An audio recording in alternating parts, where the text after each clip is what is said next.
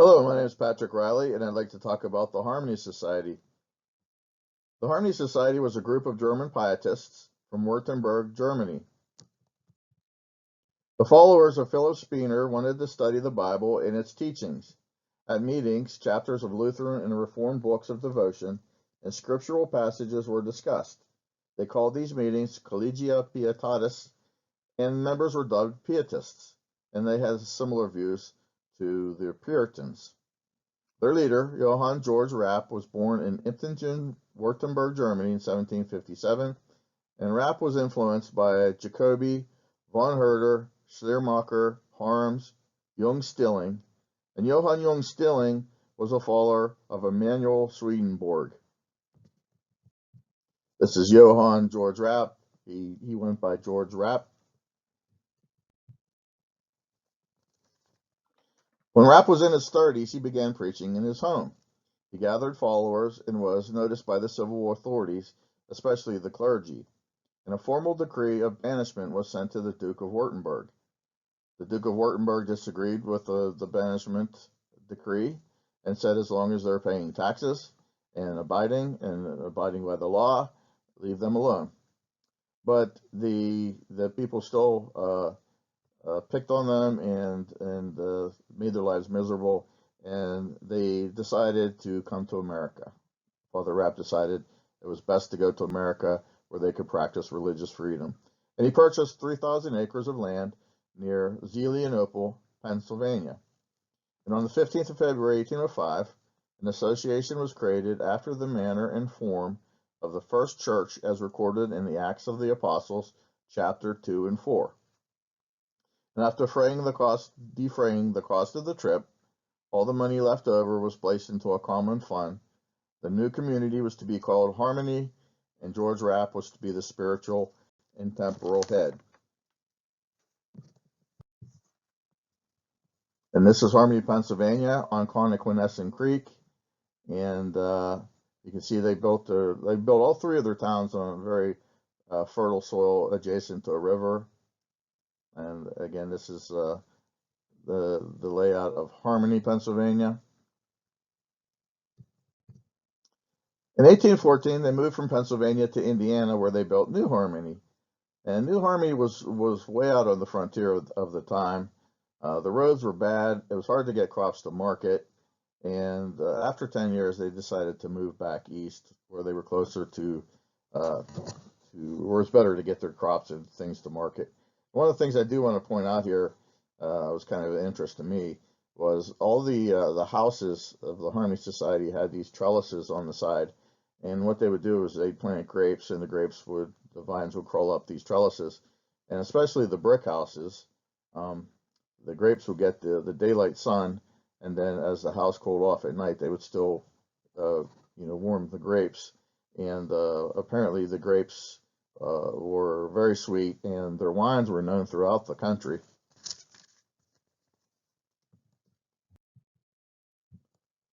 So, just a brief mention of the area that they settled, where their site was adjacent to a couple of very historic sites.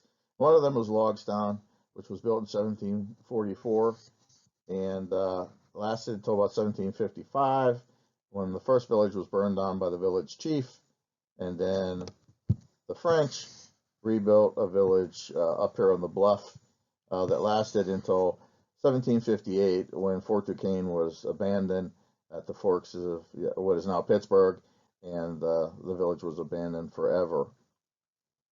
One of the interesting things that was interesting to me was this whole broad plateau here, where Old Economy was built, was full of Indian burial mounds, and they preserved one of them that was eventually excavated, and then when the village was taken over by Ambridge, and the skeletons that were found were placed into the cemetery, which I thought was kind of neat. But Reverend John Heckewelder, when he came through the area on May 9th, 1789, said that, quote, "One sees here and there the remains of Indian houses and graves." So he even mentions that there was the whole plateau filled with Indian burial mounds, probably from the Adena culture. This northern stream here, you can see it's labeled Logstown Run. If we go over here to this other picture, which I'll be talking about in a second, this is Logstown Run right here, and later called Legionville. So the picture on the left is just right here, just off the frame. This area was part of the depreciation lands tracts, and these tracts were land given to the soldiers for their service in the American Revolution. This is tract 13 to 21. It was given to Colonel Isaac Melcher, who never obviously settled there, but it was all part of the land that the Harmony Society purchased.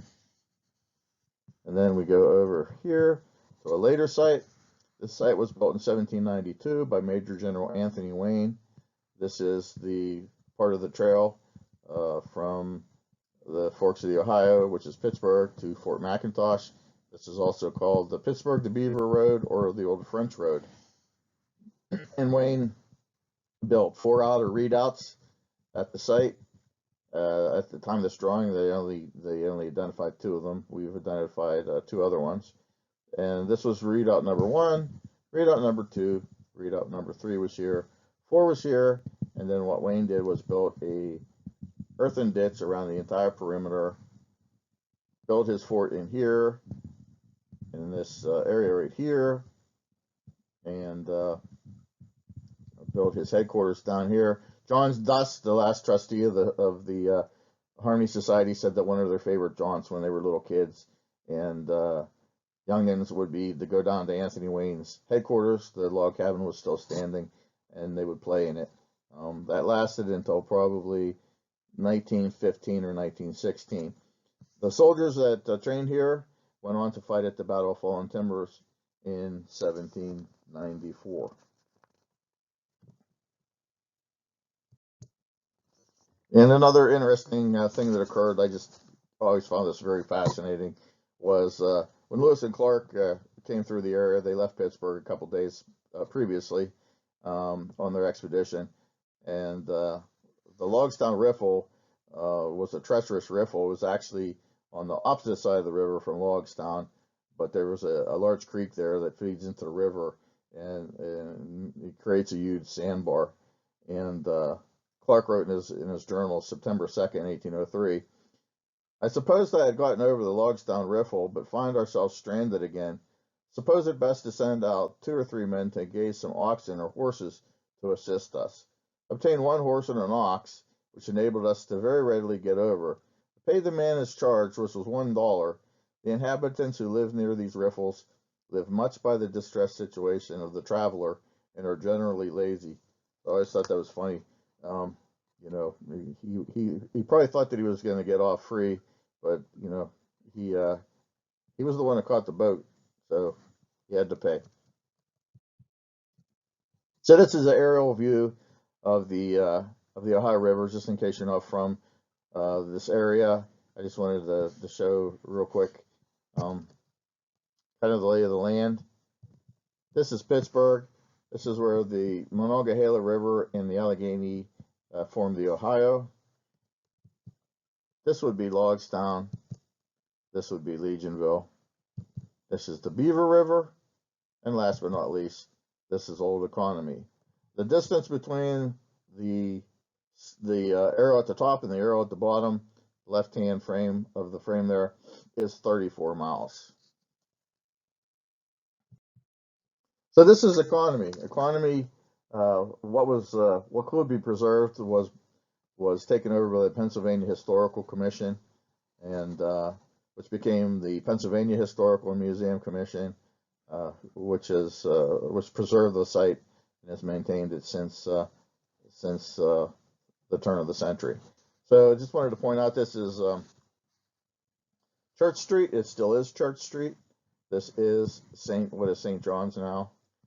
This is Father Rapp's house, and yes, he did have quite an elegant house. This is his son Frederick's house. This is the feast hall and the music hall. Music was a huge part of Old Economy's culture, and I wish to provide some music, but Old Economy literally just opened up a few days ago. So this is the store and the post office. People were allowed to purchase things there that weren't part of Old Economy, and they could also sell produce and pick up mail. And this is the granary here, Father Rapp's garden. This is the pond and statue of Harmonia.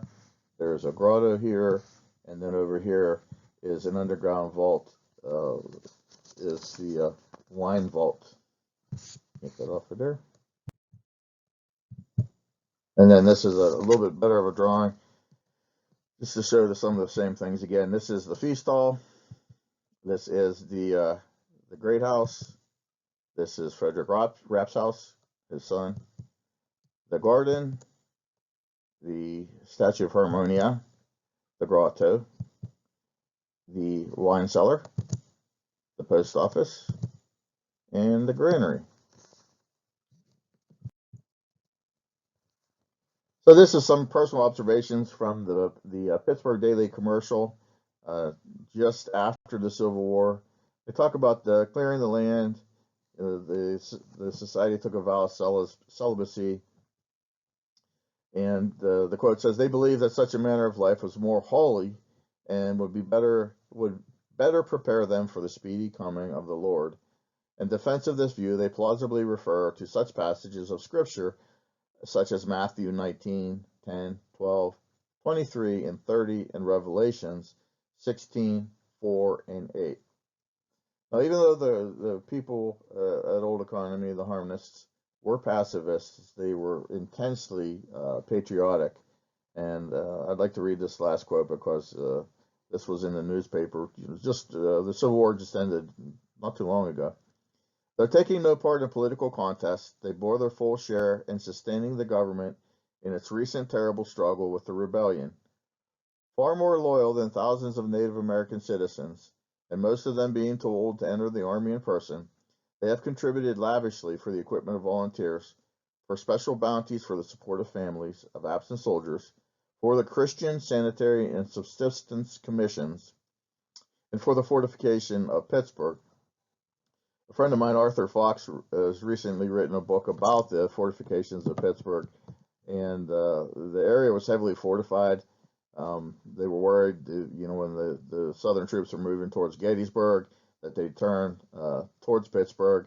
Pittsburgh was making steel for cannons, steel for shot, bullets, making uniforms, all kinds of manufactured goods for the war effort. So Pittsburgh was heavily, heavily fortified, and a large part of the monies that were given to the city came from the Harmony Society. And also, then they say, for the support of the soldiers' widows and the education of their young children. John Doss, the last trustee of the society, his father was actually killed at the Battle of Gettysburg. So him and his mother were taken in by the Harmony Society.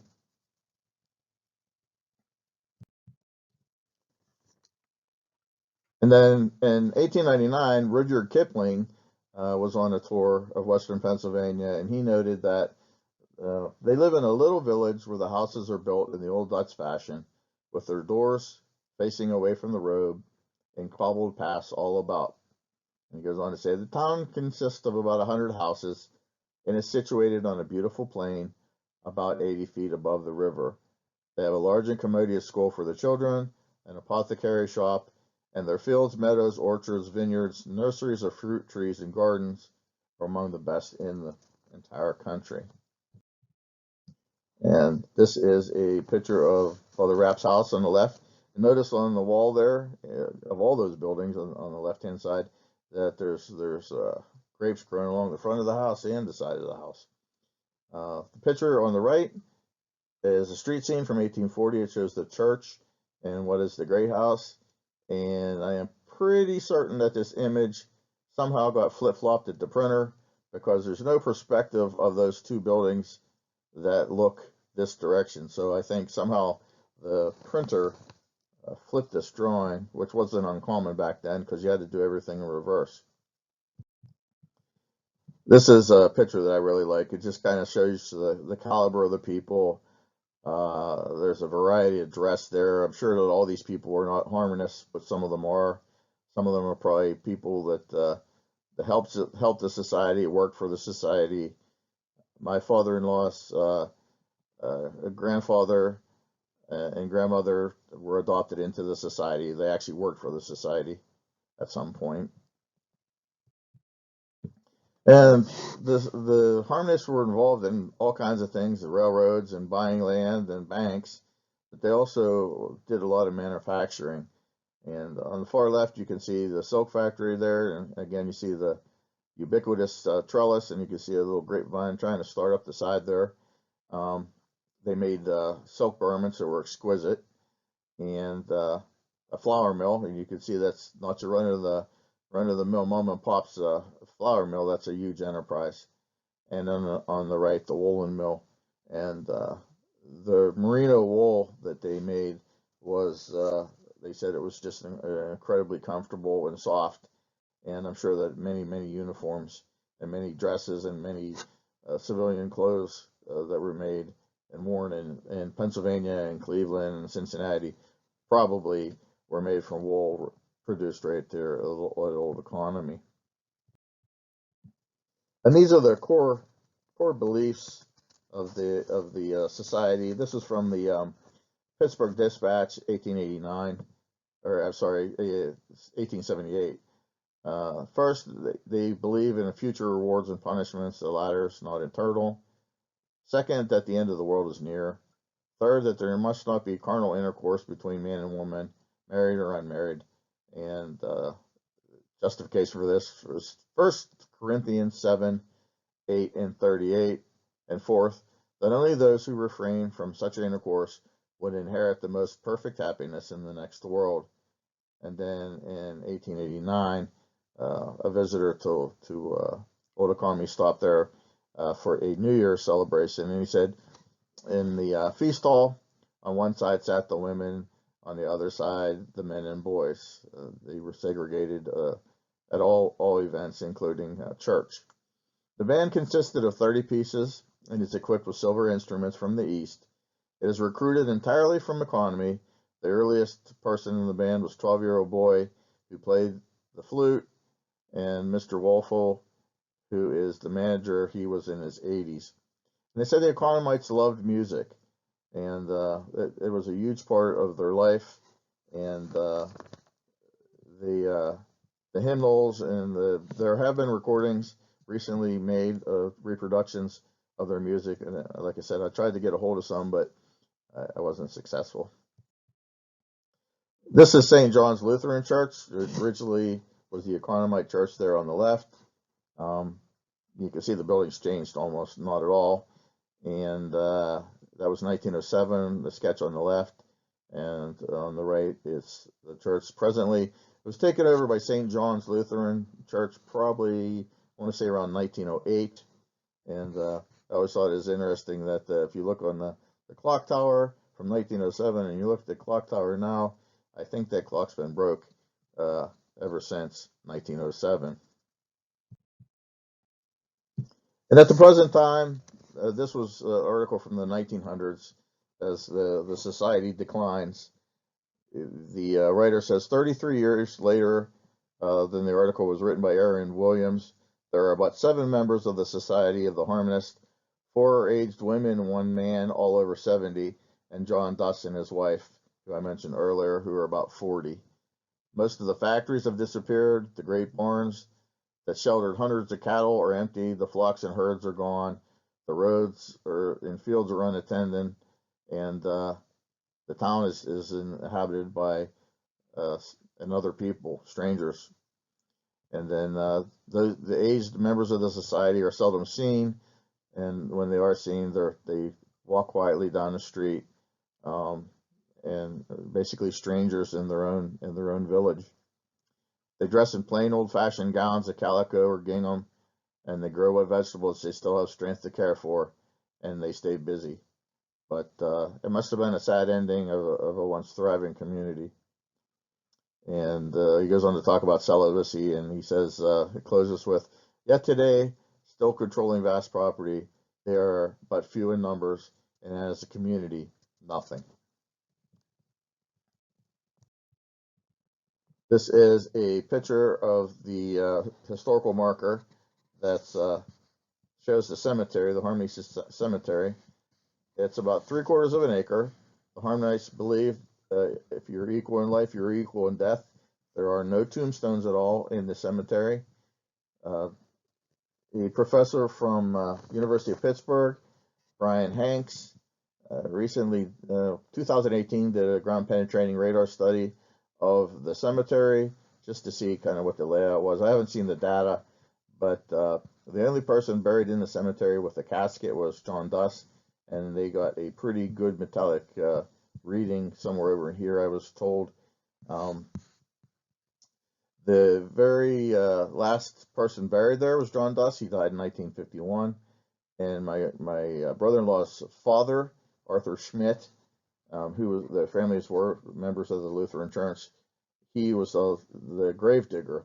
And he said that when he dug the grave, he dug up like 5 or 6 different people because they obviously didn't know where to dig Duss's grave, and there were no markers. So he dug through several graves, but he said the thing that kind of creeped him out a little bit was that one of the skeletons he pulled up was a woman with beautiful red hair. After 1951, nobody was ever buried there again. So, what is the legacy of the Harmony Society? You know, they only lasted 100 years, but they did leave their mark behind. They founded Harmony, uh, Pennsylvania, an economy, which is the present town of Ambridge. They founded New Harmony, Indiana. All 3 of the towns are thriving. They invested in rail lines that are still active. They constructed buildings and homes that are still occupied. They built roads and bridges that are still in use. And they brought industry, banks, commerce, and wealth into the region. And one of the things, the American Bridge property, or the American Bridge Company, bought a lot of the property that belonged to Old Economy. They built the American Bridge Company right there in Ambridge, and Ambridge stands for American Bridge. But Jones and Laughlin Steel built on land just across the river, and these steel mills were pouring out steel that was used for construction all over the country, and they even made landing ship tanks in the area for the Navy. They made all kinds of ordnance for the Air Force, the Army Air Corps, and the U.S. Army, and the places were booming in the 1940s. The steel mills kind of disappeared in the 1980s. But the most lasting legacy of the Harmony Society was they donated land in 1879 to entice Geneva College, which was located near Toledo at the time. They enticed them to come back by donating land in 1879. A year later, the college came and built the College of Geneva. Geneva is a Christian liberal arts college affiliated with the Reformed Presbyterian Church of America.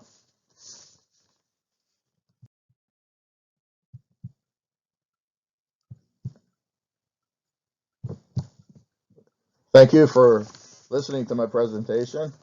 And if you ever want to come to Old Economy, it's a great place to visit. You can also visit Harmony in Butler County, which is only about 20 miles away. And you can visit New Harmony, Indiana, if you're ever passing through there. It's a fantastic place to visit. And I hope you enjoyed my presentation. Danke schön.